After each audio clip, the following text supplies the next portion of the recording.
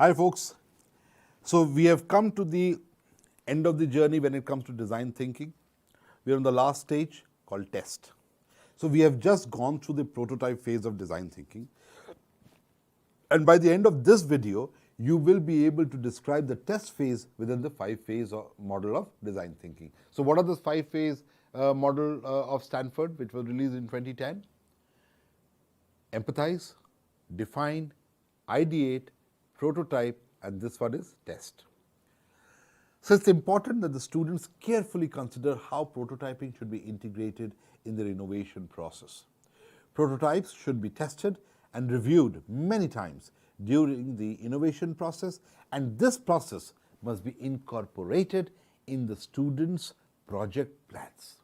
In addition, the students should concurrently develop and test several prototypes that can be compared with each other during the test period in order to maintain a divergent view of possible solutions. It is demanding to manage a well-organized test process because the students must be able to handle many challenges related to the prototyping test.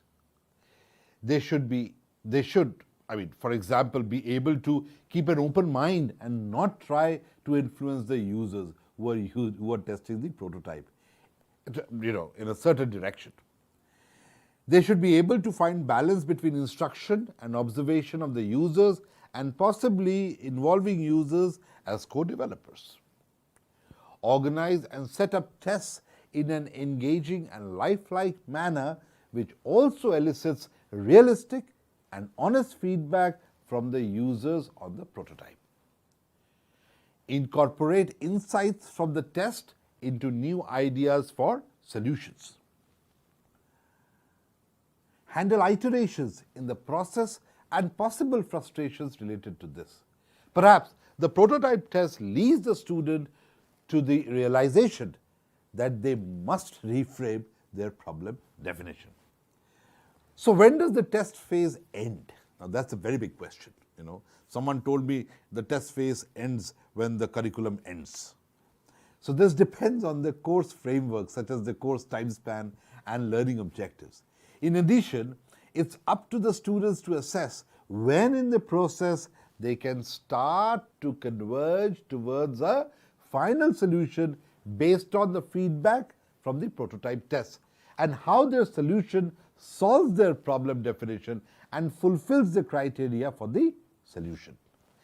This process can be supported by you, the faculty, by having feedback sessions, milestone presentations, and a final presentation where the students can communicate and discuss the results from the tests of their prototypes. So this gets us to the end of this series on design thinking, and I hope these videos which have been made by us are indeed helpful for you to build a thorough understanding of design thinking, which in turn will help you facilitate the same learning for your students and learners. Best wishes to you. Thank you.